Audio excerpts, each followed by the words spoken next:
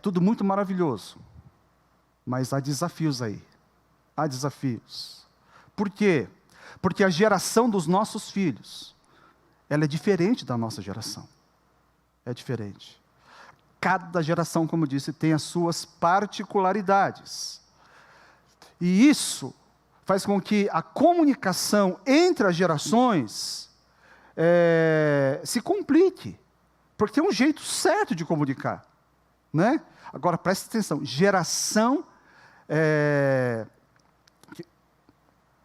Comunicação de um modo diferente não quer dizer errado. Simplesmente é diferente. Dá para entender? Comunica, é lógico, tem coisa diferente que é errado. Mas não é porque não faz do nosso jeito é que está errado. Cada um tem um jeito. Antigamente o louvor era o que? É Inário Holiness. Aliás, na Holiness, antes da Holiness era o Inário Evangélico. Eu lembro do Inário Evangélico, eu tinha pequeno, a gente ganhava, depois da Bíblia, acho que o livro mais santo era o Inário Evangélico. Eu tinha Inário Evangélico. Era daquele jeito, né? Eu não sei como é que os irmãos do fogo se inflamavam cantando. Alguns dá para inflamar, né? Eu também gosto. A geração do meu filho não conhece quase nenhum hino. É um negócio muito estranho para eles. Eles cantam um outro tipo de música, é diferente. Diferente não quer dizer errado, tá bom? Eu vou pedir para vocês repetirem, eu quero que vocês escutem a sua voz pronunciando isso. Fala assim, fala comigo, diferente. Não quer dizer errado. Ok, tudo bem? Eu sei que a tendência nossa é achar isso. Né? A tendência nossa, diferente quer dizer errado. Eu admiro os meus senpais, pastor Nampo, era um homem que eu nunca vi ele sem terno e gravata. Ele podia em qualquer lugar estar de terno e gravata. Homem elegante, né? Homem cheio de temor de Deus. A minha geração da Shiganai desse jeito, para fora da calça ainda. É um jeito diferente. Está errado? Alguns vão falar, tá, mas o problema é seu, vai ser assim, agora não dá mais tempo. Muito bem. Agora, tem as maravilhas, essas que estão nas Escrituras, que são as principais, mas também tem as particulares, aquilo que Deus fez na sua vida. Lembra daquele endemoniado que foi liberto e ele queria seguir Jesus? Deus falou assim, não, você volta para a sua família e conta tudo a quanto Deus te fez. Anuncia quais são as maravilhas que Deus fez na sua vida. Tem muita gente que não fala, porque não tem o que falar. Não tem vida com Deus, porque quando a gente tem, é difícil a gente segurar. Né? Quais são? Que história da sua família? A história do Evangelho começa há 2000 anos. Mas quando ela entrou? Na minha família, a família Odaira, na década de 30, século passado. O meu tchan, como todo imigrante, trabalhava na roça, trabalhava duro. Ele não tinha coisas para alegrar, ele enchia a cara, ele bebia, bebida alcoólica. Um dia, voltando da roça, ele passou debaixo de um sobrado, e ele ouviu música em Nihongo. O culto estava rolando no andar de cima. Então ele parou e ficou quieto. No andar de baixo estava a esposa do pastor Akagi. Ela vendo o meu tchan, convida para subir, ele vai. Nunca tinha ouvido evangelho. Todo sujo, depois de trabalhar, ele sobe, ele senta, ele escuta o evangelho pela primeira vez na vida. O poder de Deus invade aquele lugar. Por quê? Aquele homem que nunca ouviu, ele entende o evangelho, ele entende o amor de Deus, ele se curva, ele se converte naquele dia. A conversão foi tão poderosa, irmãos, que ele nunca mais colocou álcool na boca, e ele passou a pregar o evangelho. A gente não sabe como é que era. Meu pai desconfia que o povo não entendia muito, mas ele se encantou, e ele só parou depois que a saúde dele não permitiu mais. E aí meu pai nasce. O nome do meu pai é para marcar essa verdade também. Meu pai, acho que era o terceiro filho, mas o nome dele era Shinichi. Shin, de fé, Ichi de primeiro. É o primeiro filho que nasceu do meu tchan depois que ele abraçou a fé. E desde então, hoje está na 4ª geração. Os netos e bisnetos do meu tchan são servos de Jesus, amam a Jesus, porque o bastão foi passado, a mensagem foi transmitida. Essa história, os meus filhos sabem de cor, porque meu pai me contou, eu conto para os meus filhos, e os meus filhos vão contar para os meus netos. Falou assim, um dia Jesus entrou na família Odaira, louvado seja Deus. Ontem mesmo, na nossa casa, a gente tem esse costume, a gente não consegue segurar. Um fala mais que o outro. Na hora do almoço, a gente tem que levantar a mão para pegar a vez de falar. Por isso que eu gosto de pregar, porque não precisa levantar a mão, eu prego sozinho. Mas vocês podem dar glória a Deus, não tem problema. Ontem ainda, o meu filho ligou para mim, eu ia dormir, era 10 horas da noite. Ele ligou dando risada, meio feliz, meio eufórico. Falei, o que foi, filho? Pai, ontem mesmo, ele falou, eu estava assistindo o culto, porque ele mora no CTD Culto, ele joga beisebol. E eu estava assistindo o culto que você pregou, pai. E no final você fala assim, a gente tem que ter mais ousadia e pregar o evangelho. As pessoas precisam ser resgatadas. Porque a gente estava terminando a série Ruth. Aí, pai, eu escutei aquilo, eu falei assim, não, eu tenho que ser mais ousado. Eu conheço poucos jovens tão ousados quanto o meu caçula Natan. Conheço poucos. E ele pegou, ele falou assim, pai, eu olhei a porta do meu quarto e falei assim, Deus, eu vou sair por aquela porta. E eu só vou voltar depois que alguém for alcançado para Jesus. Me dá mais ousadia. Ele saiu, ele começou a andar lá no dormitório, e chegou num quarto, e disse que tinha um atleta sozinho lá, e ele começou a falar de Jesus, e aquele atleta começou a se interessar. Resumindo a história, ele falou assim, Natan, eu quero receber Jesus. E é lógico que ele não aguenta. Natan é evangelista, tem 17 anos hoje, e ele ficou vibrando, e aquele rapaz falou assim, pai, vou começar um discipulado com ele. Eu falei, isso filho, faz isso. Ele contando a história. Nós temos histórias daquilo que Deus faz, não somos nós. E aquilo, quando ele falou, aquilo me quebrou. As histórias são boas porque a gente se alegra, também se constrange. Eu falei assim, Deus, eu quero ser mais ousado também. Eu quero ser mais ousado também. Deuteronômio, que a gente leu, capítulo 6, nos ensina o quê, queridos?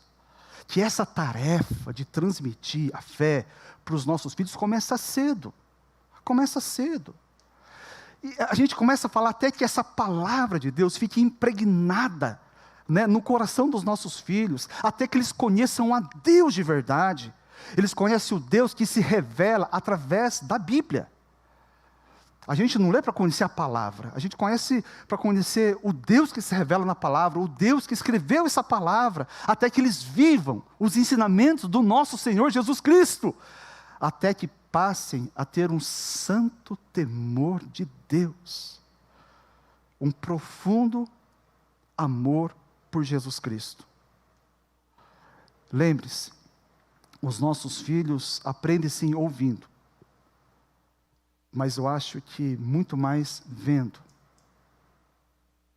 Dias atrás, alguns dias, semana passada talvez, o meu filho mais velho, o Theo, ele estava falando das lembranças da infância dele. E ele fala que uma das lembranças é a mãe sempre perguntando, Theozinho, já leu a Bíblia hoje? Então, aquela mãe que sempre encorajava. Ela que contou as histórias da Bíblia. A minha esposa teve um papel fundamental no cumprimento desse salmo aqui. Agora, a lembrança, na verdade, no que diz respeito à leitura da Bíblia, que marca o coração do meu filho, e curiosamente essa imagem é a mesma que eu carrego em relação a isso, é o quê? Às vezes que ele entrava no quarto da mãe, e a flagrava, sentado na cama, com a Bíblia aberta no colo. Aquilo ali falava tudo. Ela sem falar, mas mostrava o que era importante para ela. E isso marcou. Eu não sabia. Ele falou assim, essa imagem eu tenho. E eu também tenho. Você tem uma imagem que me é preciosa, é a minha esposa sentada na cama, lendo as Escrituras Sagradas. E, numa das pregações, inclusive daqui, a minha família estava aqui há poucos anos, eu disse o quê? Sobre o que os filhos estão vendo em nós, né? Eu falei assim, ousadamente aqui, falei assim, irmão, se a minha vida for incoerente com aquilo que eu prego e ensino, os meus filhos vão saber, obviamente, moram comigo. Os meus dois filhos, na época, um estava no começo da adolescência, o Theo devia ter 18, 19 anos, não lembro bem. Eu disse assim, os meus filhos poderiam se revoltar, e até mesmo se afastar de Deus. Ok, voltamos para casa, do outro lado da rua. Na hora de comer, o meu filho, o Theo, ele soltou o seguinte, sabe quando alguém fala com uma outra pessoa, mas é que você escute? Né? Ele fez exatamente isso. Falou para a mãe, mas o recado era para mim. E ele disse exatamente assim, olha, mãe, o que o papai está pensando? Ele acha que eu dependo dele para seguir Jesus? Eu não vou deixar Jesus, não. Ele ficou revoltado porque eu falei de um jeito que ele dependesse de mim aqui na igreja. Aí eu fiquei sem graça, né? Fazer o quê? Eu falei, desculpa, Theo. Né? Papai falou besteira. Eu fiquei muito sem graça. Mas também eu fiquei muito feliz de ouvir isso. Como é bom saber que o meu filho já tem uma fé robusta. Ele já tem uma vida pessoal com Deus. Ele não depende disso. E hoje o meu papel principal em relação aos meus filhos é orar por eles. E eu faço isso todos os dias. Todos os dias. Eu tenho uma lista com os nomes dos membros da igreja, aqueles que a gente está alcançando, os colegas que eu quero alcançar. Mas topo da lista está lá, lógico. A minha esposa, Chia, Theo e Natan. Está os meus irmãos, meus cunhados. Está o pastor Mateus, que é o meu colega de ministério. Está a DC e depois está o resto da igreja. Essa é a sequência da minha lista de oração. Mas, irmãos, ainda há muitos filhos, há muitos netos da igreja a serem alcançados. Temos muita gente, o trabalho é grande. Eles precisam conhecer a Jesus. Vamos ensinar, através disso aqui, de comunicar, de não esconder nada, mas também através da nossa vida. O que você fala, como você vive, as atividades onde você gasta a sua energia e tempo, mostram o que é importante de verdade para você. Tanto é que é curioso, tem crente que quando tira férias de Deus. Né? A gente mostra o que é importante, é no nosso tempo livre. Que no dia de folga não lê as Escrituras, e tem pastores assim, tem pesquisas, né? Lê a Bíblia profissionalmente, ele deixou de ser crente faz muito tempo. As coisas, a maneira como a gente vive, a gente está transmitindo mensagens importantíssimas para os nossos filhos, aqueles que estão olhando para nós. Para onde? Eu pergunto para mim mesmo, eu estou nisso. Para onde a minha vida tem apontado? Para quem a minha vida tem apontado? Fico pensando, se os meus filhos seguirem os meus passos, onde eles vão parar? Ah, pastor, mas tem muita gente que é filho de tranqueira, de bandido, e Deus salva, é verdade, pela misericórdia de Deus. Mas a gente tem responsabilidade. No geral, os pais investem pesado onde? Na educação dos filhos. No mundo Nikkei, então, nem se fala. Né? A gente investe nos estudos, faz das tripas o coração, tem gente que faz dívida para pagar a escola boa para os filhos. Coloca no inglês, coloca no japonês, coloca no mandarim agora, né?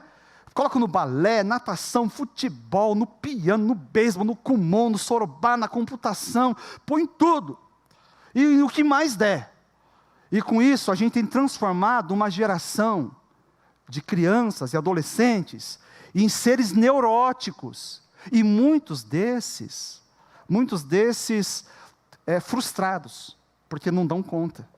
Porque não é uma carga humana essa. Infelizes também, por quê? Porque não conseguem viver como uma criança, um adolescente que deveria viver o presente. Como seres normais que deveriam ser. Porque estão sendo preparadas, irmãos, para um futuro que a gente nem sabe se vai existir. Porque tem cursos de faculdade hoje, que daqui 5, 10 anos vai se tornar obsoleto. Ou então um futuro que eles não vão chegar porque nem vão estar vivos. Já pensou? Uma pergunta importante para todos os pais responderem é: se o meu filho morrer hoje, ele vai morrer feliz? Ele vai ter tido uma boa vida? Ou eu roubei essa possibilidade, tentando fazer ele investir num futuro que talvez ele nem chegue?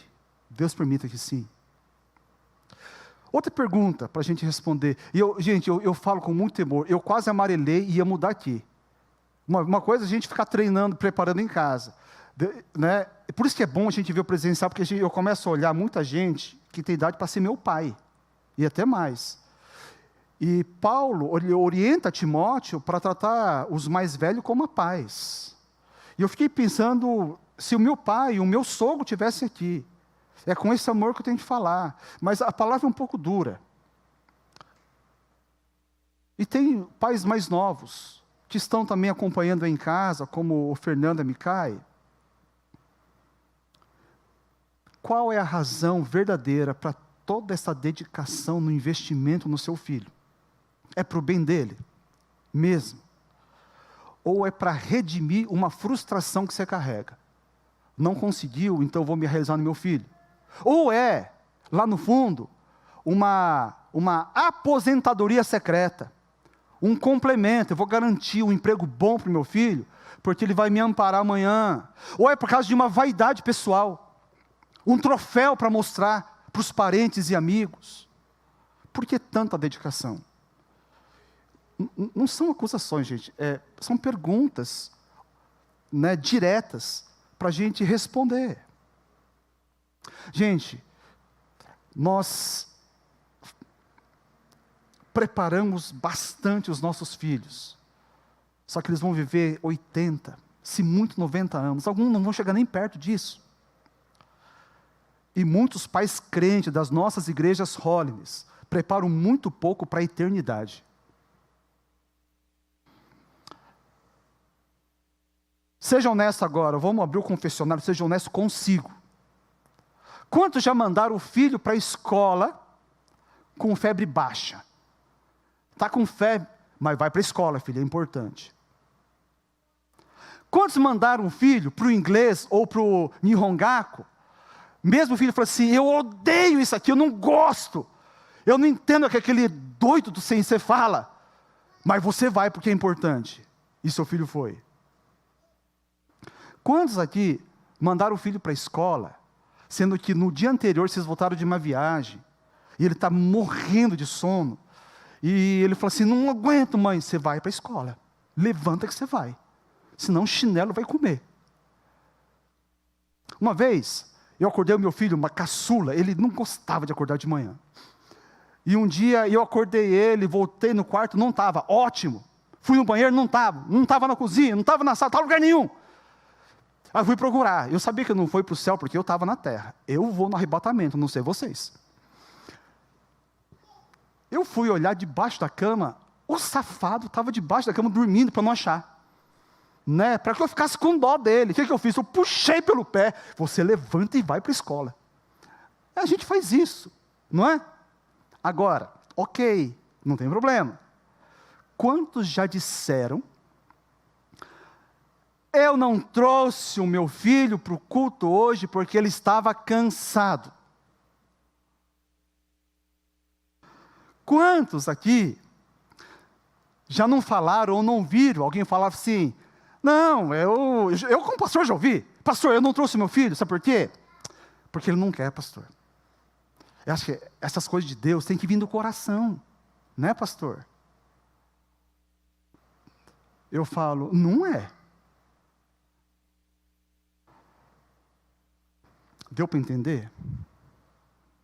A gente, com essas respostas, você está falando o que é importante de fato para você, e seus filhos sabem disso.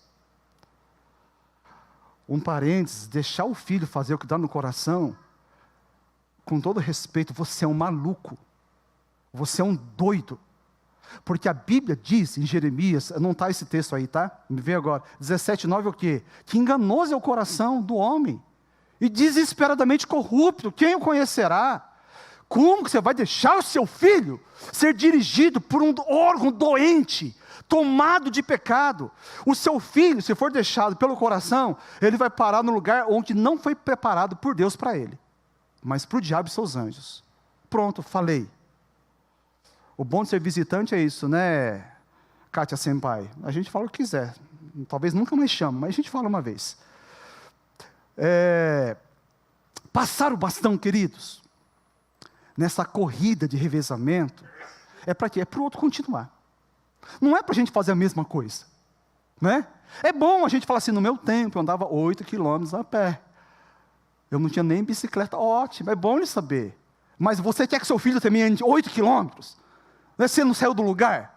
Né? Tem coisas que é para dar continuidade. Meu pai sempre falava, os pais têm que abrir mata virgem, é o que ele fez, para que os filhos possam correr, para que possam ir mais longe. Essa é a ideia. Agora, antes da gente passar esse bastão, é importante a gente olhar para nós mesmos e responder, que bastão eu tenho carregado? O que é que eu vou passar para os meus filhos?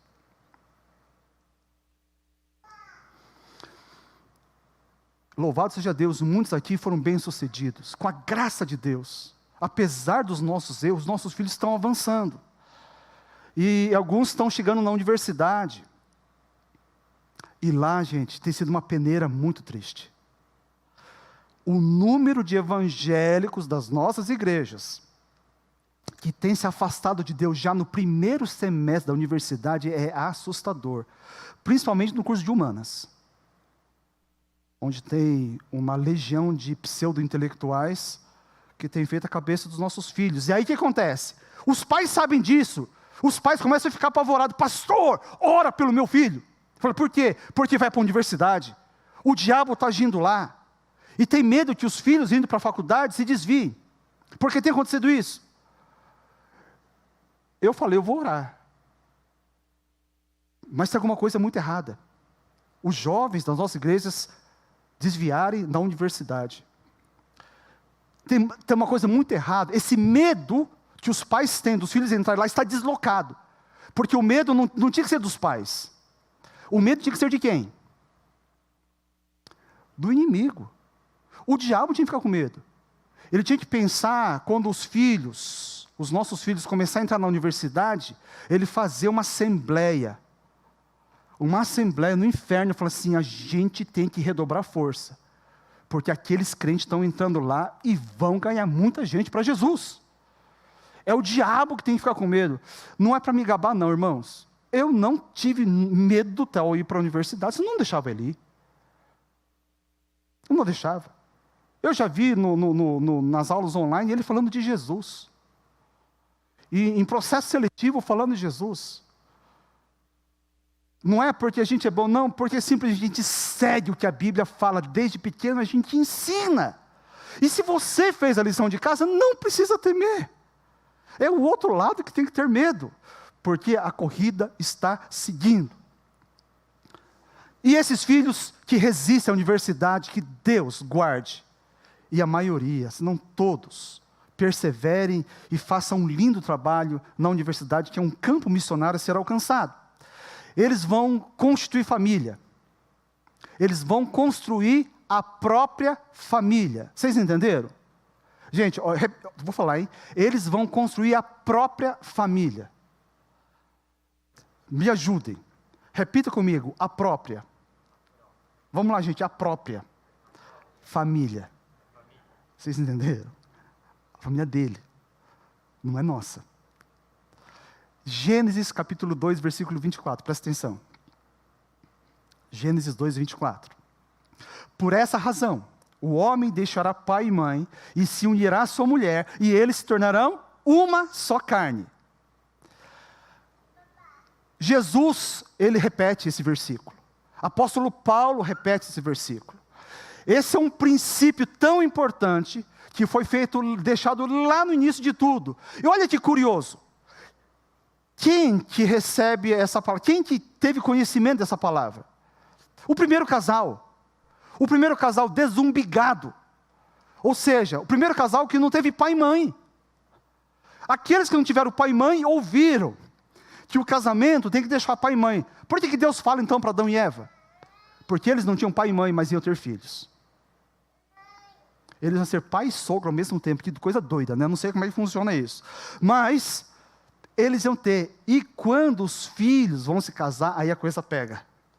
Aí a coisa pega. Porque, para casar, o que a Bíblia está falando? Deixa pai e mãe, e muita gente aqui acha que deixar pai e mãe é ele comprar um apartamento, construir uma casinha. É verdade. Filho que não pode morar fora, não deve casar. Mas é um deixar emocional também. Filho que é dependente do pai e da mãe, também não pode casar, não está preparado. Só que não é só isso. Tem um deixar, que eu vou falar aqui com muito respeito pelos irmãos. Isso tem muito a ver com a nossa cultura Nikkei. É um deixar posicional. O que é isso? Dentro de casa, a autoridade é o pai, é a mãe. Quando ele casa, ele deixa essa posição de estar debaixo da autoridade do pai. Ele vai construir a sua família. O filho ali vai ser a autoridade.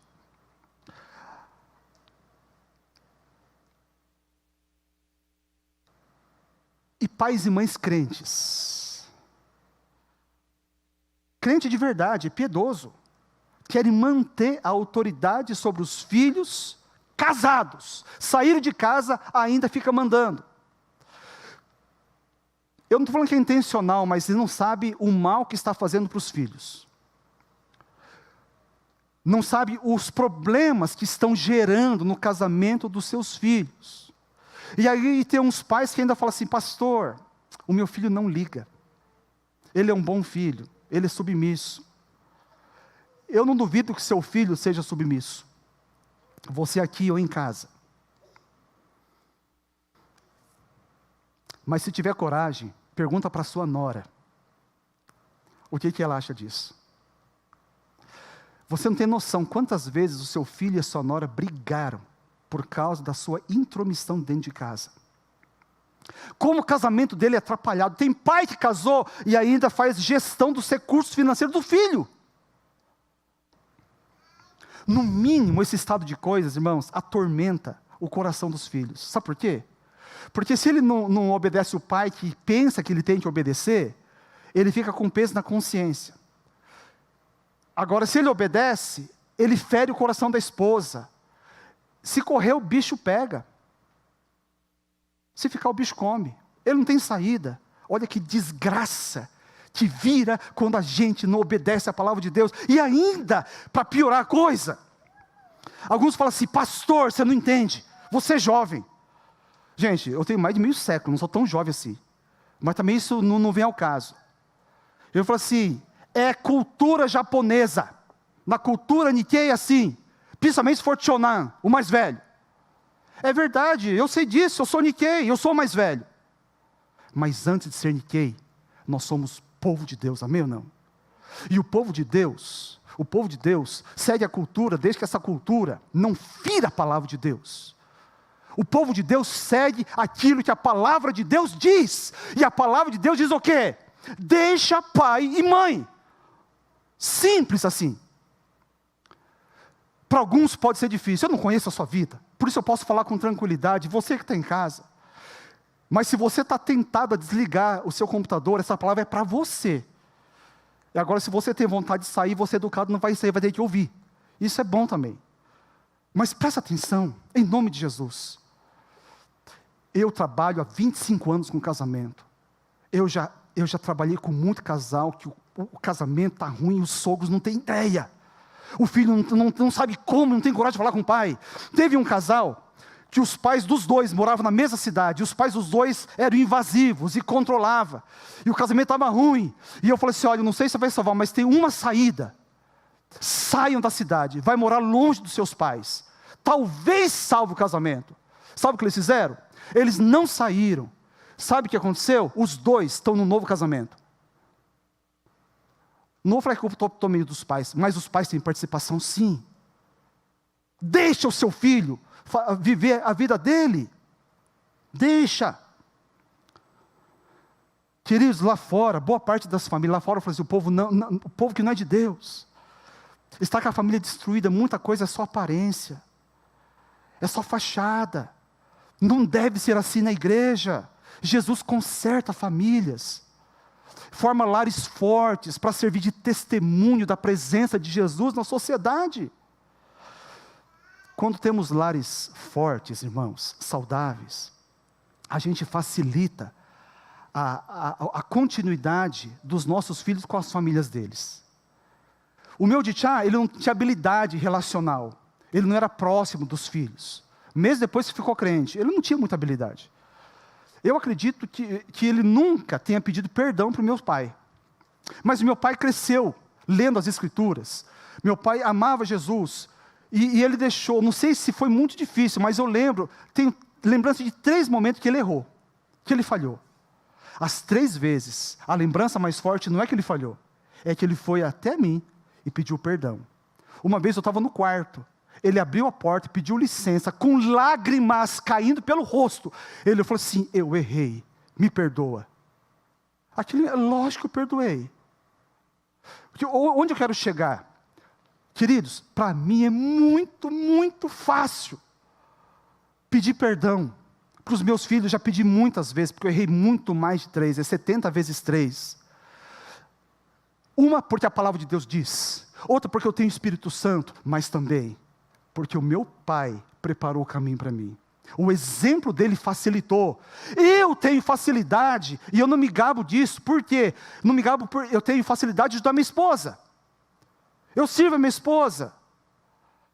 Eu sou carinhoso com a minha esposa, porque meu pai, ele facilitou. Eu via isso. O meu pai, sendo Nicei, chamava minha mãe quantas vezes de minha rainha, ou rainha. Eu achava um negócio brega pra caramba aquilo ali, né? Mas tudo bem. Hoje eu chamo minha esposa de princesa, menos brega, né? Então, é assim. Meu pai facilitou. E os meus filhos, então, não vai ser um caminho aberto no meio da floresta, eles vão ter asfalto. Eles vão pegar um Tesla e testar o máximo da velocidade. É nossa responsabilidade. Privilégio nosso. Uma responsabilidade maior ainda. Gente, é coisa maravilhosa. Jesus dá brilho na nossa família. Que coisa fantástica. Querido, deixe os seus filhos serem seus filhos. Não os impeçam de escolher o jeito de viver.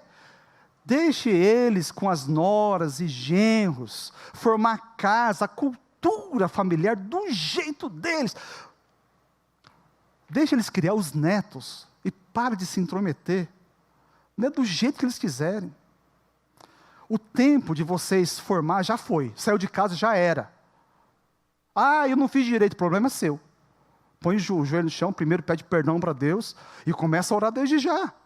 Porque eu e você, eu ainda não, né? Eu tenho filho pequeno ainda. Então eu tenho chance, tem salvação para mim.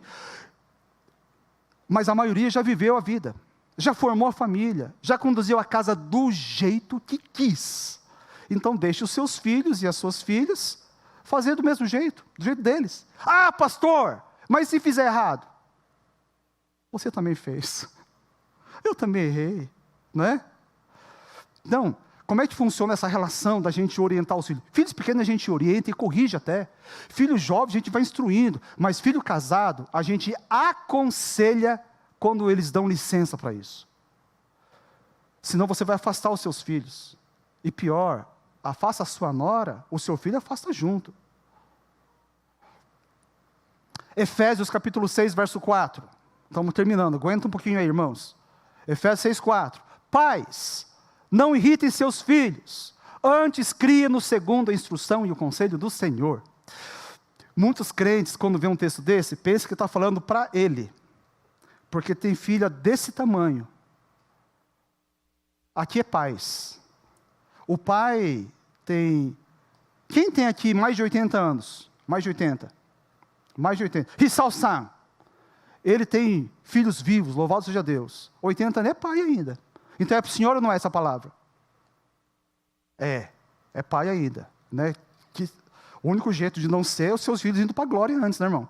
Então é melhor que seja. É para pai. Ok, é para mim, é para ele. Pai de pequeno, de médio e de grande. Pais, não irrite seus filhos. Não é só para criança. Não é só para o pai de criança.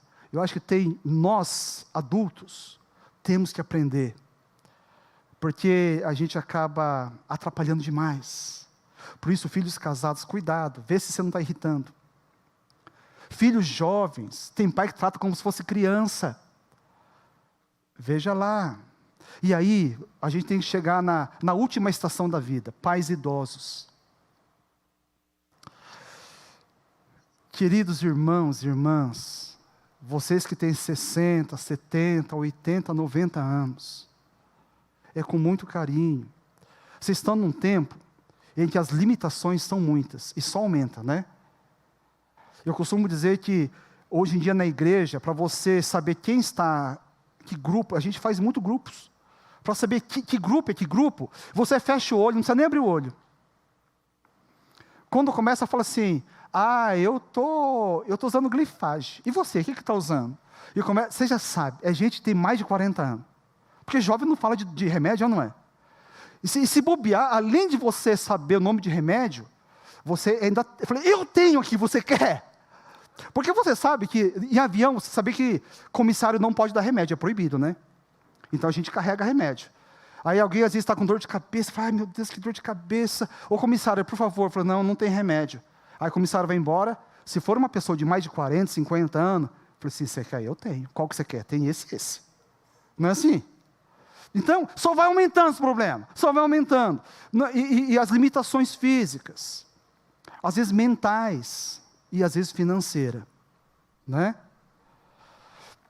E aí os filhos entram, filhos bons entram na reta, os filhos bons vão honrar os pais, eles vão começar a cuidar, faz parte do curso natural da vida, aqueles que cuidaram serem cuidados, não é desonroso, pelo contrário, você tem que ficar contente, se seu filho se dispor a cuidar de você, você acertou na educação dele.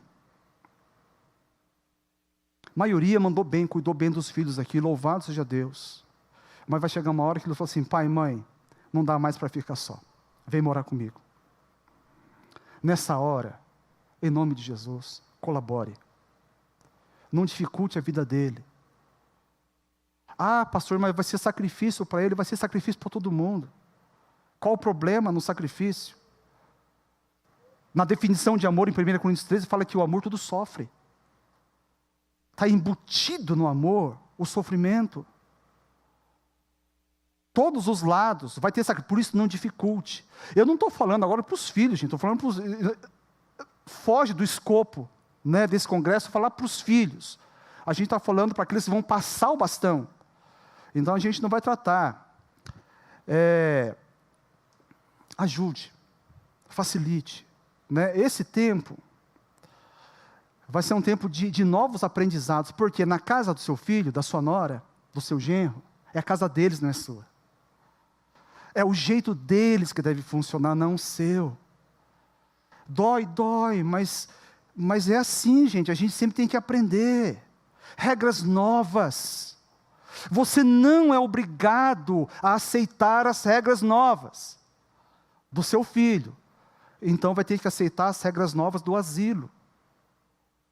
Ou então vai ter que enfrentar uma das experiências mais castigantes que tem na terceira idade, que é a solidão. Que fere, que machuca. E que ninguém quer isso, os seus filhos também não querem. Então vamos facilitar. Pastor, minha nora não sabe nem coar café. Fala assim, não importa, deixa ela. Se ela pegar a meia do seu filho para coar café, está valendo.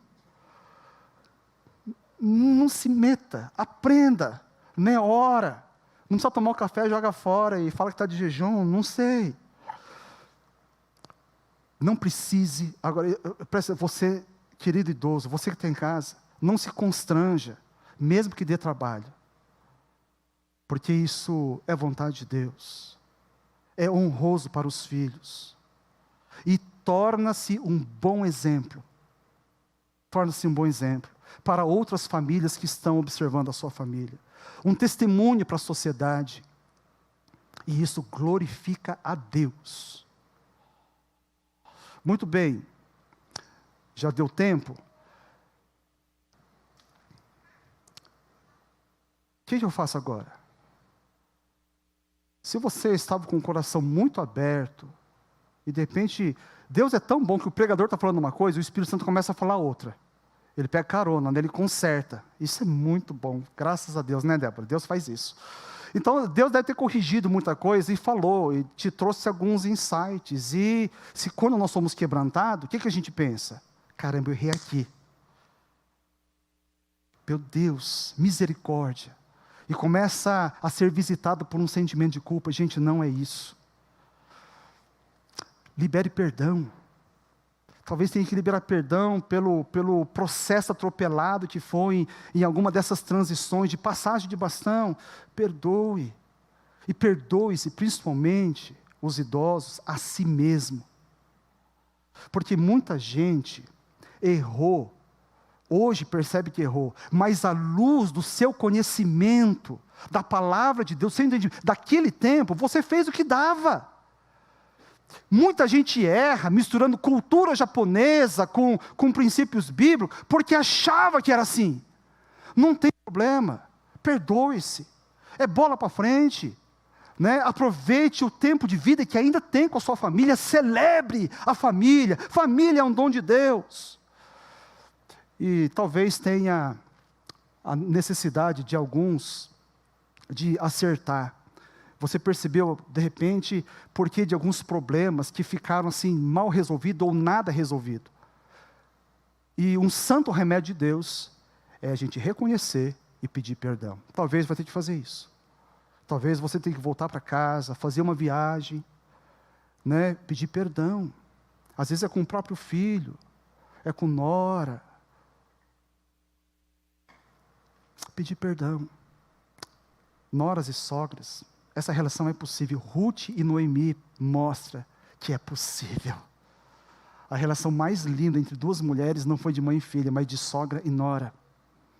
A gente teve uma série dessa lá em Suzano. Pais e filhos. Jesus veio para fazer isso.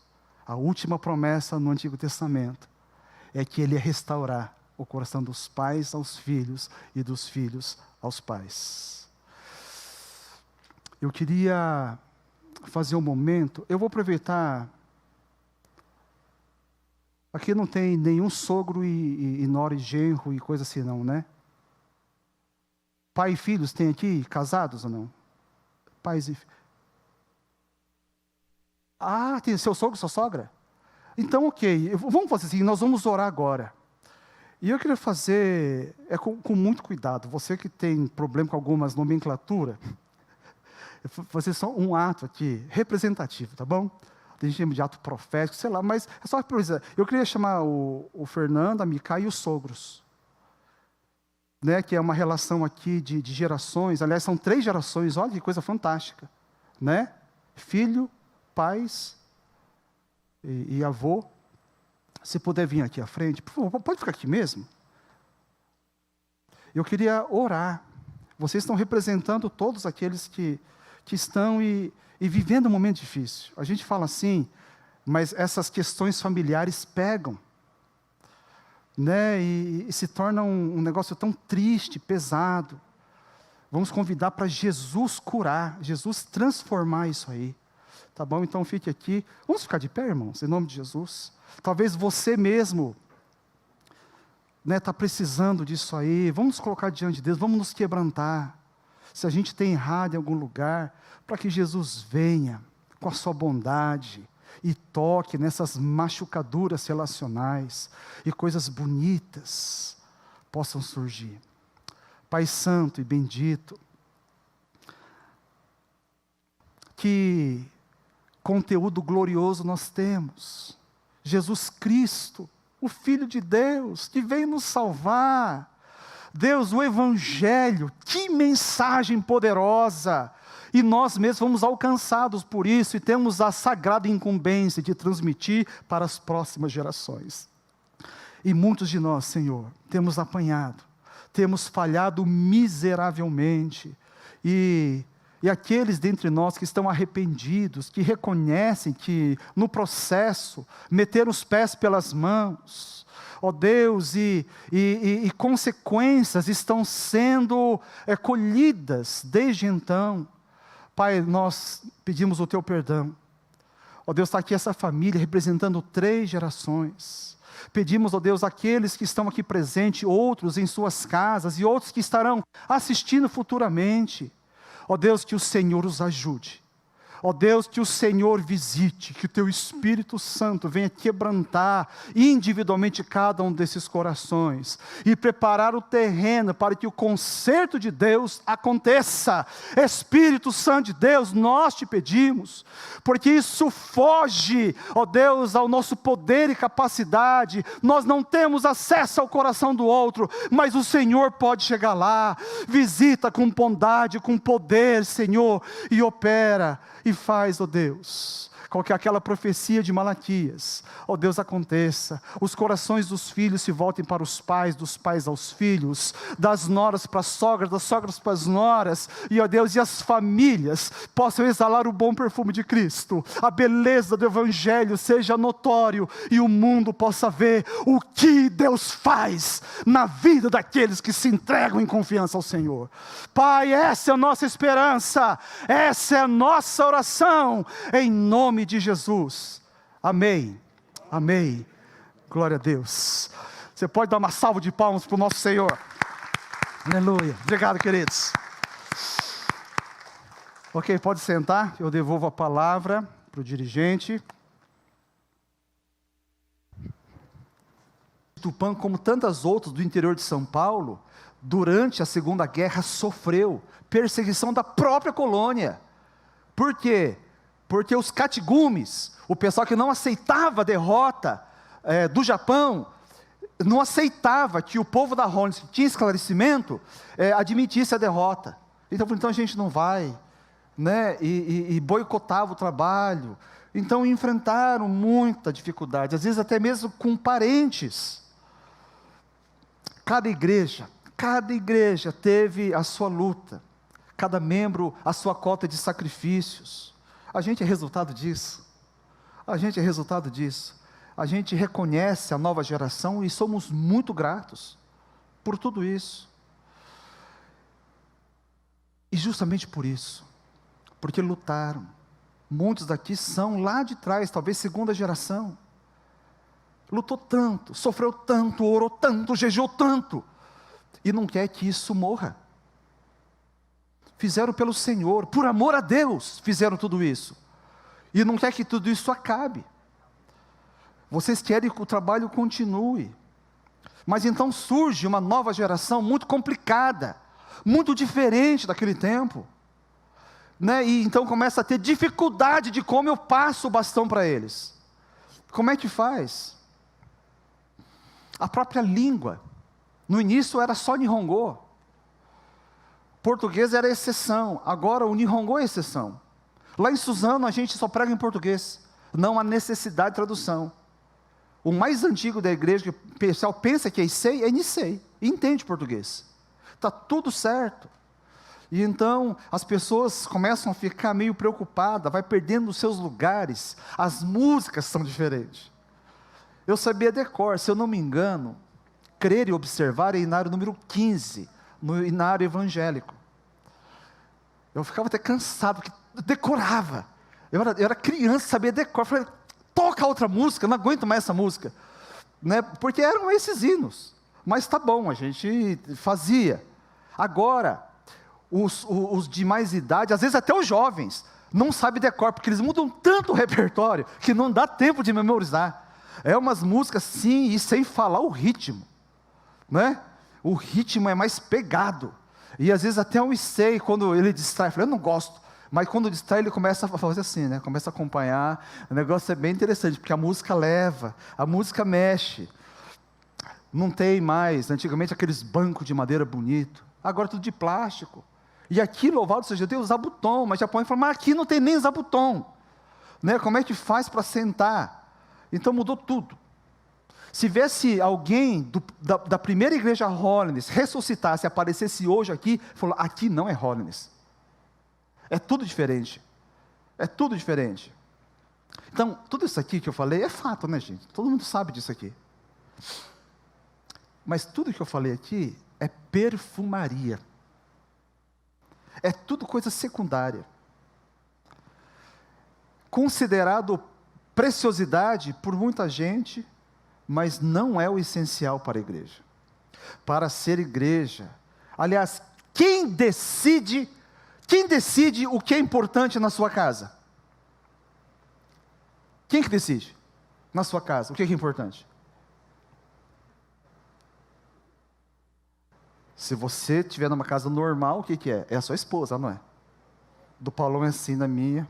Lá em casa quem manda é a esposa, né? É a dona da casa que manda. Quem que manda na igreja? A resposta ficou fácil, né? Quem que decide o que é importante na igreja, irmãos? O nosso Senhor Jesus Cristo, ok? É Ele que decide, não somos nós. O nosso Senhor Jesus decide, Ele é o dono da igreja. E Ele falou, tem um versículo que sintetiza o que conta na igreja, o que é inegociável, o que é importante, o que Ele quer. E pode ter tudo mais, mas se não tiver isso, a gente está perdendo tempo. Projeta, por favor, Mateus capítulo 28, texto conhecidíssimo. E é apenas esse aqui que a gente vai focar agora, nesse tempo. Mateus 28, verso 19 e 20. Palavras do nosso Senhor Jesus Cristo, aquele que tem a escritura da sua igreja. Portanto, vão e façam discípulo de todas as nações, batizando-os em nome do Pai, do Filho e do Espírito Santo, ensinando-os a obedecer a tudo o que eu ordenei a vocês, e eu estarei sempre com vocês, até o fim dos tempos. O nosso Senhor Jesus, as palavras finais, a gente sempre deixa aquilo que é essência, importante. Duas ordens, muito claras. Muito simples no enunciado. Mas, verdade seja dita, não tão fácil de se cumprir. Ele chama a nossa atenção para olhar para fora e olhar para dentro, pensando na igreja. Olhar para dentro da igreja é edificar. É para edificar, é para ensinar, para instruir. Numa palavra que a gente usa muito hoje na igreja, é discipular. Isso aqui é tarefa, é ensinar as pessoas acerca de Jesus, a viver como Jesus, a entender qual que é a vontade de Jesus, a colocar em prática os ensinamentos do nosso Senhor Jesus. Edificar os membros, crente é isso, é ajudá-los a se fortalecer espiritualmente, a serem radicalmente comprometidos com o Senhor, a ser responsáveis socialmente e relacionar-se com Jesus de modo apaixonado. Esse é o olhar para dentro. O olhar para fora é evangelizar. Evangelizar é pregar Jesus para as pessoas, para que elas sejam salvas, para que elas descubram que são pecadoras, mas que há esperança para elas, porque um Deus santo, enviou o seu Filho Jesus. Eles precisam saber sobre Jesus, que Deus as ama e as quer salvar. Então, basicamente isso. A tarefa da igreja é duas. Tudo que a igreja faz tem que convergir para isso. Se aquilo que a igreja faz não olha para dentro, segundo o que Jesus ensina, não é para edificar os santos, se o que a igreja faz não olha para fora para alcançar o perdido, então está perdendo, não é para fazer. Tudo a gente tem que pensar, está atendendo um desses dois olhares? Muito bem, posto isso, o jeito da igreja funcionar, a cara do culto, o tipo de música, os instrumentos que se tocam, as atividades que ela tem, ou as atividades que não tem, tudo isso deve ser analisado à luz de Mateus 28. Isso deve facilitar, a igreja analisar, observar aquilo que atrapalha, ou aquilo que promove esses dois olhares. A ordem de Jesus não muda, irmãos. É a essência, sempre será o mesmo. Tem sido assim durante 2000 anos.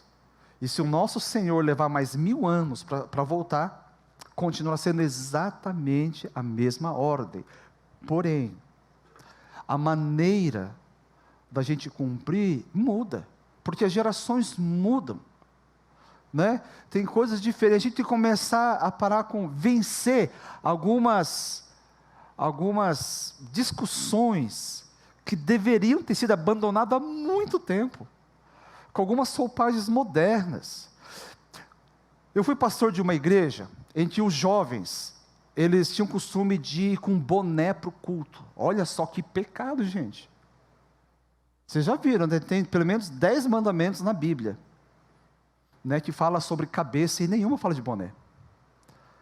Mas olha só, então eu vi que começou a surgir um burburinho na igreja por causa de boné. E falou assim, não, porque boné é falta de respeito, boné, ele não está honrando Deus, porque está usando boné na igreja. Pastor, o senhor tem que fazer alguma coisa, né? Vai deixar assim? Aí, né, acho que eles ficavam preocupados. Eu falei assim, aonde essa igreja vai parar? As pessoas com boné. E aí, eu fui conhecer melhor esses jovens. Sabe o que acontece? Não sei se eram todos, mas alguns desses jovens, eles tinham uma coleção de bonés. E eles tinham boné para o dia a dia, boné para a escola, e eles tinham bonés que era para momentos especiais, para festa, e esses eles usavam para a igreja. Eles estavam pegando o melhor boné, porque falou assim, lá eu vou para o culto. E tinha alguns que estavam implicando com esse pessoal do boné, que vinham para a igreja com a roupa que ele usava todos os dias da semana. Aí eu pergunto, quem está honrando a Deus? Né? Tá certo, Deus não liga para boné e para roupa, tá certo?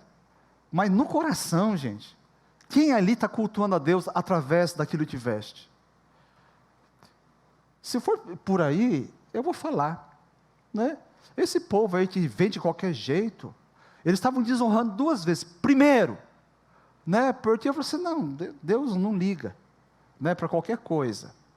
Segundo, porque é crente da língua comprida, que fica falando mal dos outros. Em vez de usar a língua para louvar Deus, fica lá falando do boné do irmão. Tá certo? Isso é perda de tempo. A gente tem que gastar tempo com outras coisas, não com essas bobeiras. Eu gastei uma parte do meu ministério, na verdade um culto só, né? Mas para tratar uma besteira dessa, né? Isso aqui não precisa. Mas foi bom, que foi instrutivo, ajudou a edificar a igreja, para começar a abrir um pouco a cabeça e pensar um pouco diferente. Eles estavam misturando cultura local, né? Que os antigos sim, os antigos, boné era falta de respeito, e vamos concordar que seja falta de respeito. Agora, eu tinha que falar com aqueles idosos, eu falei o seguinte, vocês querem alcançar os seus netos? Ou não querem? Não é? Vocês querem criar um ambiente que convide a nova geração a estar presente, ou quer começar a colocar obstáculos? Aí responde sim ou não para isso, e a gente toca o barco para frente. Acabou a conversa, né? Não, pastor, eu quero os meus netos na igreja. Ótimo, eu também quero eles, né? Esse tipo de coisa, a gente só começa a criar barreiras. Bateria, o pessoal antigo sabe a luta que foi colocar bateria. O pessoal fala assim, isso aqui é primo daqueles instrumentos do candomblé, parece atabaque de terreiro de macumba. Não pode, pastor. Eu não era pastor, eu era moleque na época, né? Mas é isso, o pessoal apelava, falava as coisas de dificuldade. Violão foi fácil, Kátia? A Kátia é das antigas, ela que sabe dessas coisas. Na minha época eu não era. Não, Kátia? Não? Então, a nossa senpai ali sabe, a decana aqui. Então, hoje os jovens gostam de músicas barulhentas. E eu vou falar, irmãos, eu participei de igreja que doía o ouvido de tão alto, eu não gosto. E aí veio gente e falou assim, pastor, eu não gosto dessa música. Eu falei assim, você não gosta? Eu também não gosto. Eu podia falar, então vamos fazer uma reunião para acabar? Aí eu peguei e falei assim, mas escuta, quem que tem que gostar dessas músicas? Somos nós? São eles? Ou é aquele para quem a gente canta? Pastor, acho que é Deus, né? Eu falei, pois é, acho que Deus não está ligando não, né? Então vamos deixar, né? E pronto. Deixa eu contar uma, Paulão, é estranho, vou falar aqui na igreja do diretor do Adore, mas eu não ia no Adore, gente, porque Adore, pessoal, vai até mais de meia-noite, 9h30 estou dormindo. Adore para aquelas músicas altas, aqueles negócios assim que eu fico assustado. Então eu nunca fui para Adore, porque não é, mas eu mando os meus filhos, os membros da minha igreja, porque eles gostam, os jovens precisam disso, esse espaço. Esse ano eu vou, porque eu vou ter que pregar na Adore, né? Mas tudo bem, não é eu que tenho que gostar. A gente tem esse propósito de edificar o povo, de criar um ambiente que leve as pessoas para Deus, criar um ambiente que convide as pessoas do mundo a chegar até Deus. Então, ótimo, não tem problema. Eu consigo adorar Deus perfeitamente só com o Inário Holiness. Eu consigo. Né? Eu prego em muitas igrejas, por igrejas pentecostais e qualquer uma dá. Eu me adapto, porque não é para mim. O culto é para o Senhor, amém, irmãos? Esse negócio de mesmo falar assim, hoje o culto não foi bom. Eu falei, por quê? Deus falou para você? Né? Como é que o crente sabe que não foi bom? Não, o crente está muito frio. Você virou um termômetro agora, né, do Espírito Santo, para falar se o culto está frio ou está quente. Nessa igreja, antes de ter esse templo bonito, quando era a garagem fina e comprida, os antigos lembram, eu fui seminarista aqui, eu tive a alegria de levar um cuidador de carro, chamava Seu Arnóbio, um barbudo, que cuidava de carro, e eu fui pregando o evangelho, almoçava com ele, ele se converteu, e começou a frequentar o culto, e tinha culto. É que a igreja era meio grande, eu não estou criticando a igreja, mas quem cumprimentava ele? Ninguém. Pastor Inácio abraçava ele, né? O resto, acho que nem percebia. Ok, não tem problema, estava eu e o pastor Inácio, e a gente ia até ele. Eu não lembro de um culto que esse homem saiu, um culto, sem estar com o olho cheio d'água. E ele saía meio falando sozinho, sabe? A gente via ele falando assim, ai que maravilha, obrigado Deus, isso é desse jeito. É assim. Porque esse negócio de culto bom, ruim, talvez naqueles mesmos cultos tivesse alguém que falasse, eita, que culto ruim, o pessoal do louvor tem que treinar mais. A pregação está muito comprida, né? Aquele pastor ainda fala cuspindo. O pessoal do primeiro banco nem vai mais no primeiro banco, que ele cospe. Eu sei porque eu cuspo, né? Ainda mais tempo de Covid, é perigoso. Tem muita bobeira que a gente faz. Então, eu quero dizer que você, irmão idoso, você que está em casa, você lutou para a igreja chegar onde chegou. Louvado seja Deus. Você pagou um preço. Vocês abriram. Muitos pavimentaram com asfalto. A gente pode correr por cima agora. E a gente chega mais longe porque vocês fizeram o trabalho primeiro. Para a glória de Deus. A igreja prosperou e chegou até essas gerações agora. Como falei, o meu avô é da primeira geração e hoje os bisnetos dele estão servindo a Deus. Estão servindo. A geração dos seus filhos e netos. Os gostos deles diferem demais do de vocês. Essa geração não gosta do estilo de música que vocês gostam, vocês sabem. Alguém aqui já viu o neto pegando Inário Holiness e cantando sozinho no quarto? Pegou ou não? Não. Né? Ninguém pegou. Talvez o neto, tá aqui o Monobi, ainda faça isso, mas os netos de vocês não faz. Né? Vocês querem que eles fiquem na igreja? Ou quer evangelizar os seus amigos de 1940? Tem de mudar a estratégia, mudar a isca. Né? A gente quer que os jovens, os louvores da igreja façam sentido para os jovens. A gente quer ter esse ambiente. Sabe, eu sei que são dramas, a gente tem que se adaptar. Um problema moderno aqui, eu não sei aqui, eu vou fazer uma pergunta só de retórica, tá? Não precisa responder. Quantos aqui criticaram e falaram assim, esse pastor Joel não é bom, mas por um critério, ele subiu no sagrado púlpito da Igreja Holiness da Liberdade sem uma Bíblia. Repara, não tem Bíblia aqui, ó. Mas tem várias Bíblias aqui dentro, sabia? Do iPad. A moçada de hoje tem muito crente novo que não tem Bíblia de papel. Está tudo no celular. Está tudo no celular. Aí chega alguns e falam o quê? Está errado. Tem que trazer Bíblia de papel. Isso aqui não é bom. Isso aqui não é de Deus. E começa a argumentar um monte de coisa. A Bíblia de verdade tem que ser de papel. Amém? Muito bem. Pergunto, qual Bíblia Jesus usava? Apóstolo Paulo, os outros apóstolos, era a Bíblia de papel ou Bíblia no celular? Resposta A ou B? Quem acha que é A, levanta a mão. B, nenhum dos dois. Muito bem. Pois é, eles usavam o quê? Pergaminho. Né? Pergaminho, e que ficava lá na sinagoga, porque é um troço caro, o povo não tinha acesso, o povo tinha que memorizar, ouvir a leitura. Eu imagino que quando o pessoal da Holiness de Jerusalém, lá de 1500, começou a usar a Bíblia de papel, porque Gutenberg imprimiu, o pessoal que era apegado aos pergaminhos, não gostaram. A mesma discussão de hoje aqui, eles tiveram. Né? São facilidades, gente. É bênção. Importante é ler, é meditar, é estudar, é conhecer e praticar. Uma vez, na igreja de Bastos, o meu filho, ele criou um grupo na igreja de adolescentes, só de adolescentes. Ele inventou um grupo. Eles se reuniam sábado, levava litros de refrigerante, salgadinho, para ler a Bíblia. Para ler. A sua sobrinha participou desse troço aí. E um dia ia ter reunião da diretoria, um dos membros da diretoria passou pelo lado da igreja e viu pela janela. A cena era muito interessante. Tinha gente sentado, tinha gente deitado, com o pé para cima da cadeira. Tinha todas as formações, só não tinha plantando bananeira, que tem que ter equilíbrio. Mas de todos os jeitos, ele olhou assim para ela, pastor, o que está acontecendo ali? Eu falei, deixa. É coisa deles, não se intromete. Vão para a reunião.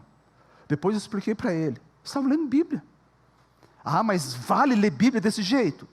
Eles, só reunindo para ler junto a Bíblia, no sábado, completaram o Novo Testamento. Os jovens leram assim, desse jeito. Sentado, né, de ponta cabeça, deitado. Leram a Bíblia. Começaram a aprender. Jovens que nunca leram a Bíblia. Estavam começando a amar e conhecer as Escrituras. Não é isso que importa? Quantas pessoas têm Bíblia dentro de casa? E toda vez que vai para o culto tem que limpar, que tem um monte de poeira em cima.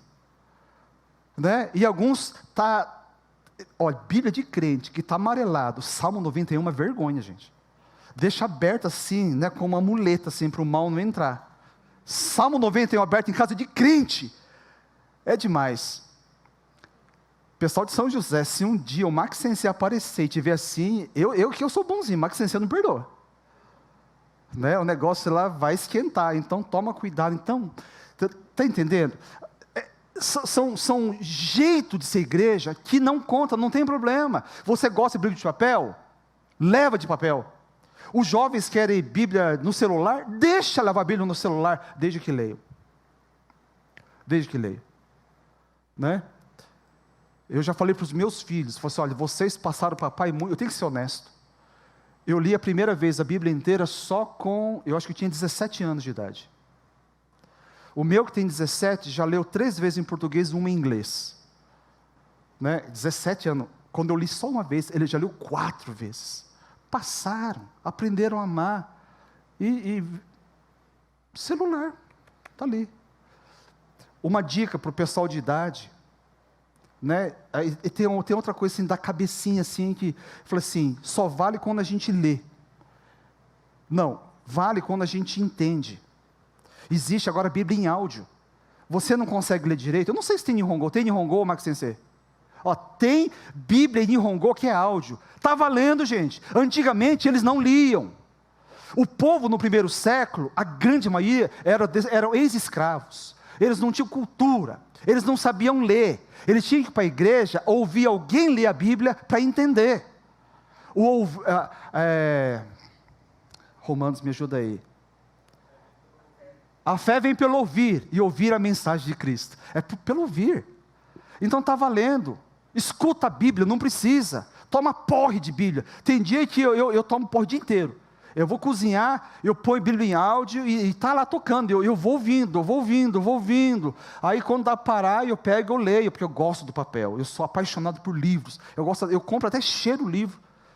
né? Tem gente que faz, você cheira o livro, você vê assim, admira, sente, pega a textura da capa, é quase não é idolatria não, mas é um negócio gostoso o livro, né? Então, toma porre de livro, põe Bíblia em áudio no seu carro, né? Isso ajuda, ministra o coração, são formatos, não precisa só ler, a modernidade nos trouxe isso, a gente pode ouvir a palavra de Deus, e ainda tem uma coisa boa, quem tem em português, ainda você põe a versão do Cid Moreira, parece Deus falando, gente, e até os anjos tocam no fundo musical, é um negócio de arrepiar, né? Cid Moreira lendo a Bíblia, e você fala, não é Deus que está falando comigo agora, olha que coisa boa. Então, quero dizer o quê? Que não basta apenas passar, a gente tem que passar o bastão e também não dificultar a entrada de novos, os novos começarem a assumir lugares na igreja, a não ter apego, sabe, não travar batalhas por assuntos secundários.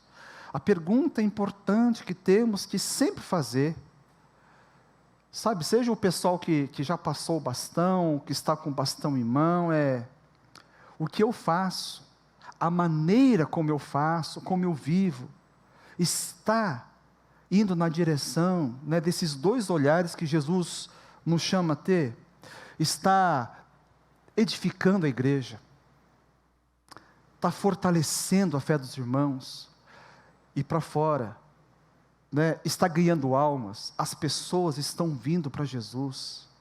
Queridos, essa aqui é a tarefa, que a gente não pode esquecer, a gente não pode, senão a igreja perde o sentido.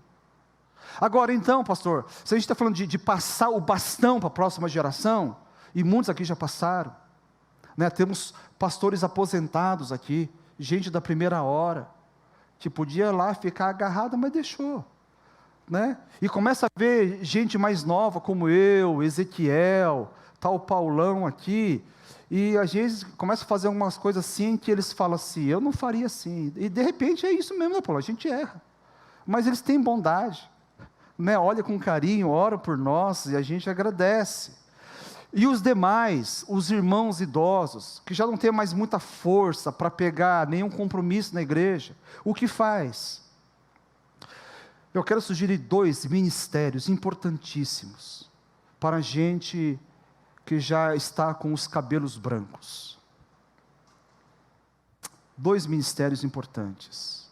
Uma fundamental é de todos, mas eu acho que se alguém tem mais tempo para isso, são os aposentados, é a oração.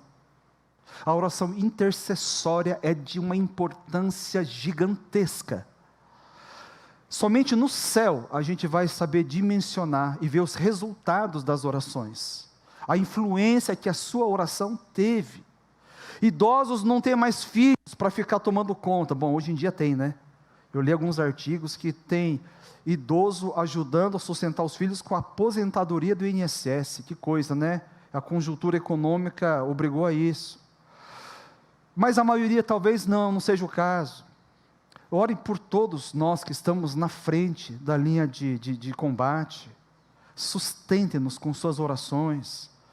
Peçam a Deus que nos dê direção, né?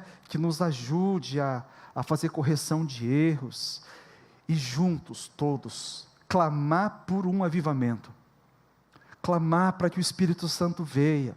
Para que a igreja seja inflamada pelo Espírito Santo. Para que aquela história do início, o movimento Holiness, aquilo que aconteceu no Japão, que a gente conhece dos livros, possa se repetir, talvez com mais intensidade, de um jeito diferente. Hoje a gente não vai montar uma tenda para ficar anos pregando ininterruptamente todas as noites. A metodologia é outra, mas o mover do Espírito Santo é só Ele que pode fazer. Orem por discernimento, para tomada de decisões e coragem para a gente seguir. A igreja parece que ela está se acovardando e começa a colocar 1000 desculpas em nome da pós-modernidade. Como são as pessoas hoje, que é tão difícil pregar o evangelho? Não é verdade. Pregar o evangelho é a mesma maneira de sempre.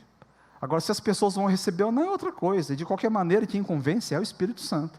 É Ele quem convence o mundo do pecado, da justiça e do juízo. Agora, uma coisa muito linda, e os que estão aqui, já está fazendo isso. Idoso, ele tem um ministério de deixar um testemunho de fidelidade e compromisso. Fidelidade e compromisso. Alguém já falou com muita propriedade que a igreja que mais cresce é a igreja do eu já fui crente. Igreja evangélica, eu já fui crente. Em Guararapes eu conheci muita gente, eu já fui dessa igreja, muita gente, mais de 20, só em Guararapes. E todas as igrejas é a mesma coisa. Hoje, há uma facilidade muito grande das pessoas mudarem de igreja. O povo da Hollins está indo como nunca antes para outras igrejas, né, por uma série de razões. Qualquer coisa é motivo para mudar de igreja. Brigou com o irmão, muda de igreja. Desentendeu com o pastor, muda de igreja. O estilo de louvor não está legal, muda de igreja. Tem qualquer coisa no culto que não gosta, muda de igreja. Surge uma igreja mais interessante da moda, já vai lá e vê o que está acontecendo. Muda-se demais. E os irmãos idosos, que estão há décadas servindo a igreja, deixaram de ser líderes, mas estão ainda frequentando. Só a presença ministra. Como eu valorizo os idosos da minha igreja. Eles estão lá adorando o Senhor. Eles estão lá servindo o Senhor, apoiando. E muitos idosos nem entendem direito o que está acontecendo. Porque muitos só falam Nihongo. Mas estão lá. Que coisa linda. Vocês não sabem como isso é importante. Isso abençoa. Então assim, vocês, irmãos idosos, a simples presença no culto já é um ministério nas atividades da igreja. Em Suzano tinha Ozawa San, era o nosso presbítero. É da primeira geração, Ozawa San. Tinha os primeiros acampamentos antes de ser lá no Shalom, que era no Lar das Flores, do Exército de Salvação. Ele não sabia português, mas ele participava. Ele ficava andando. E a gente sabia, ele estava orando. O pastor Mitsu repetiu muitas vezes como aquilo para ele era bom. Ele sentia apoio, um pastor jovem, sendo apoiado por um Issei, que nem entendia, mas todo Issei pode orar, Issei sabe orar, os idosos sabem orar. Olha só que coisa linda. E sem falar, se vocês estão ali adorando, a principal função nossa, né? Do pastor ao membro, é adorar o Senhor, é cultuar a Deus. Um culto onde Deus não é exaltado, não é glorificado, uma igreja que não eleva o nome do nosso Senhor, ela está errando. É uma igreja fracassada. É como aquela igreja do Apocalipse, né?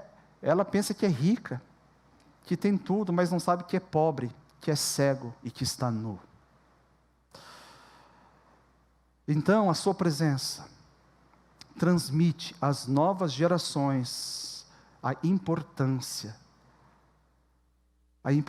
de ter um compromisso sério com Deus, transmite temor a Deus, a fidelidade ao Senhor, um compromisso, ó Deus, que vocês têm para nos ensinar. A sua presença, por isso eu digo, eu louvo a Deus pela sua vida. Sabe que a igreja de Guararapes, eu falo dela porque é uma que eu fui pastor 8 anos. Ela teve momentos de quase um avivamento, muita gente se converteu, eu sei pelo livro da história da Hollins, mas ela teve um momento de declínio, ela chegou a ter, parece que em torno de 10 pessoas, e nesse período, Deus enviou o pastor Wagner e a Rosana, recém-casados. O pastor Wagner foi solteiro, e Deus começou a usar esse homem, e uniu com a igreja abraçou o pastor e juntos eles avançaram. E a igreja de 8, 10 pessoas, quando eu cheguei para assumir, tinha 80 pessoas no culto. Só que o culto já não era mais em Nihongo. O programa da igreja não era escrito a giz, naquele quadro, que todo domingo era a mesma coisa. Não sabe nem mais escrever, porque todo mundo sabia a ordem do culto. Não era, mudou tudo. O estilo do culto mudou. E ainda chegou um pastor que era pentecostal ainda. Né? Mudou completamente. E então um dia, logo no começo, tinha uns 4 de fala japonesa. Todos eles sentavam do lado esquerdo, no primeiro banco. E eu perguntei para a senhora Kokubun, para a senhora é triste? Não, antes eu perguntei, quantos por cento, mais ou menos, a senhora entende do culto? Ah, sensei, acho que 30%, ela falou. Misturava português com Nihongo. 30%. Então o marido dela, que falava bem menos português, devia entender, sei lá, o dízimo. Seu Tadashi Kokubun, na época, tinha 90 e tralalá. Aí eu perguntei, Kokubun-san, para a senhora é triste, né, o culto ser desse jeito, muito barulhento, né, a senhora não entende, não fala Nihongo. Gente, quando eu perguntei, naquela hora, ela estava sentadinha, ela pegou e levantou. O olho dela cresceu. Falou assim, não, sensei, não. Essa igreja quase morreu. Espírito Santo veio. Espírito Santo trabalhou. Olha, pastor. E ela começou a apontar. Olha, pastor, eu estou feliz. Eu estou feliz. E ela adorava a Deus. Porque essa mulher entendeu. Porque a essência não é a forma. Uma mulher que viu a igreja de um jeito, e uma igreja totalmente transformada, mas ela falou assim, a nova geração assumiu bem, a nova geração fez um bom trabalho, Jesus está sendo anunciado, o povo está sendo salvo, a igreja está sendo edificada. Eu tive o privilégio de ser pastor na sequência, pastor Wagner me passou um bastão de ouro. A minha vida lá em Bastos, em Guará, foi muito suave. 8 anos de ministério ali, porque os que estavam antes de mim fizeram um bom trabalho, passaram o bastão. Os antigos não ficaram com ciúmes. Eles amaram a igreja e entenderam que a igreja não era deles, era de Jesus Cristo. A igreja Holiness do Brasil pertence ao Senhor Jesus Cristo. Amém?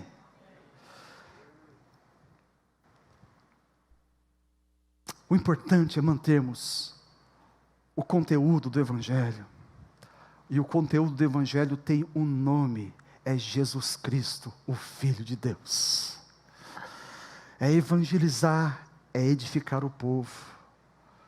As maneiras sempre vão mudando, as próximas gerações vão fazer loucuras que eu não vou entender, desde que não fira a Bíblia, seja apenas o formato, eu vou aceitar, vai ser desse jeito. Hoje em dia, quem aqui imaginou que a pregação ia vir pela internet? Quase toda igreja, o culto é pelo YouTube. Eu tenho mais membros assistindo no YouTube do que dentro do templo. Uma aberração que muitas igrejas não aceitam. Santa Ceia, cada um na sua casa. Né? Eu fico meio confuso ainda, mas a gente faz assim.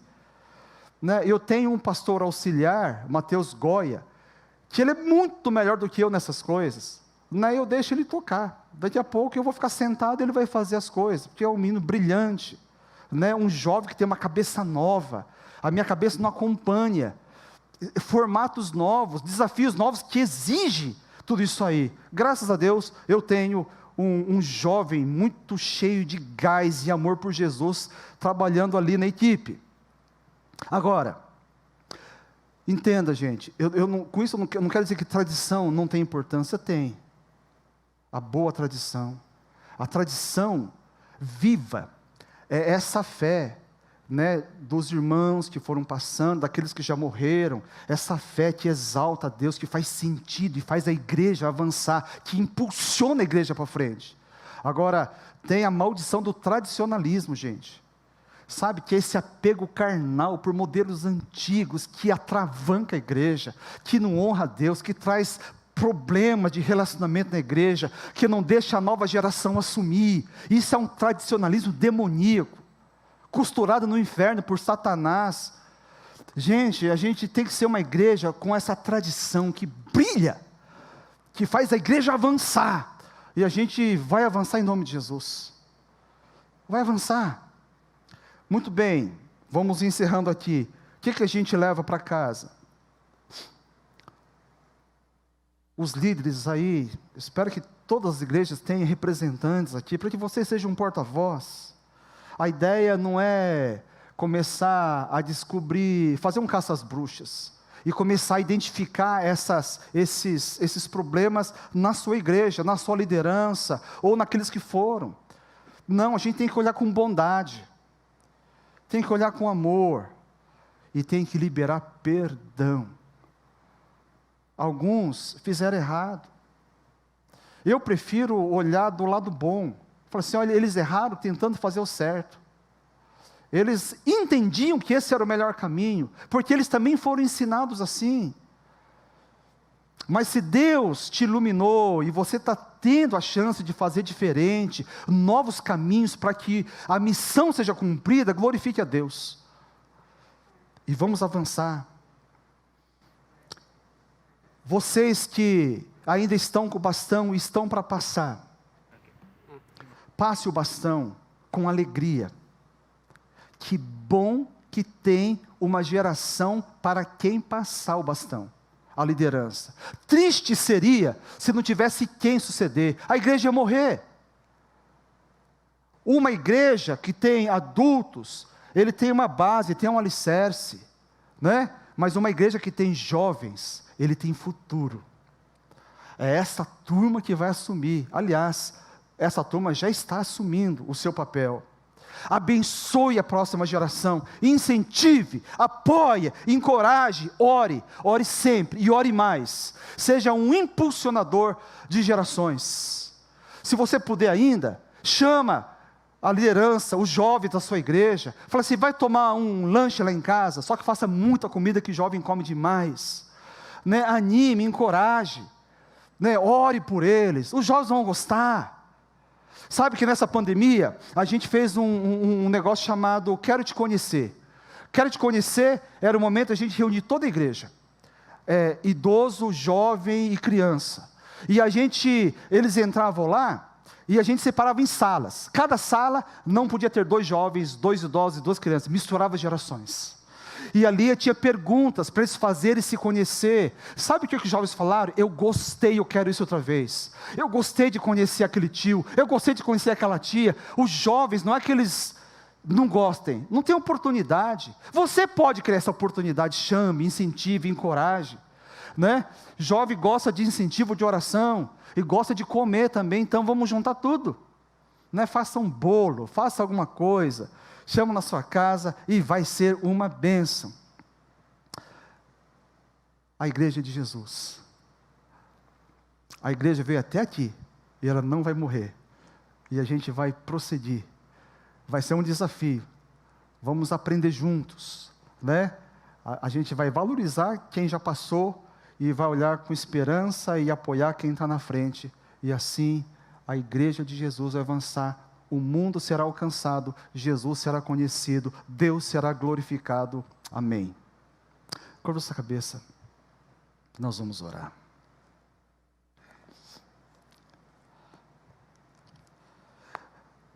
Deus santo e bendito, que alegria, quanta honra, que privilégio, fazermos parte da igreja do nosso bendito Senhor e Salvador Jesus Cristo. Senhor, é emocionante, o nosso coração se enche de alegria, de admiração, por aqueles que nos precederam, pelos pioneiros, pela maneira, ó Deus, como eles lutaram, desbravaram, avançaram, ó Deus, sofreram e não desistiram, e a igreja veio até hoje. Obrigado, Deus, pelos pioneiros, os irmãos idosos, que um dia estiveram na liderança e passaram essa liderança para essa geração. E agora, ó Deus, há necessidade dessa continuidade. Gerações novas estão chegando e precisam de espaço também para expressar a fé, de um modo que faça sentido para elas. E ficamos confusos. Ó Deus, há choques geracionais dentro da sua igreja. Ó Deus, nós amamos, mas ficamos perdidos, ficamos sem saber muitas vezes como fazer. Precisamos, ó Deus, na verdade, que o nosso coração seja dilatado, para que caiba mais gente num pacote completo, com todas as suas características peculiares, diferentes das nossas, também com as suas idiosincrasias, ó Deus, que muitas vezes que gera atrito, confusão, mas nós queremos avançar, Senhor, ficar acima disso tudo e focar naquilo, ó Deus, que é a essência, a vontade de Jesus, a ordem de Cristo para a sua igreja. Queremos avançar alcançando almas e edificar, discipular esses que foram sendo alcançados e tudo mais. Queremos nos adaptar, queremos aprender para que a igreja avance. Jesus Cristo e a sua vontade, ó Deus, seja obedecida no meio de nós, e o Senhor se agrade de nós, e tudo isso seja como fruto do nosso amor, uma expressão do amor da sua igreja, por Jesus Cristo, o nosso Senhor, em nome de quem nós oramos, amém e amém. Obrigado, queridos, você em casa, foi uma honra, uma alegria, eu passo por dirigente.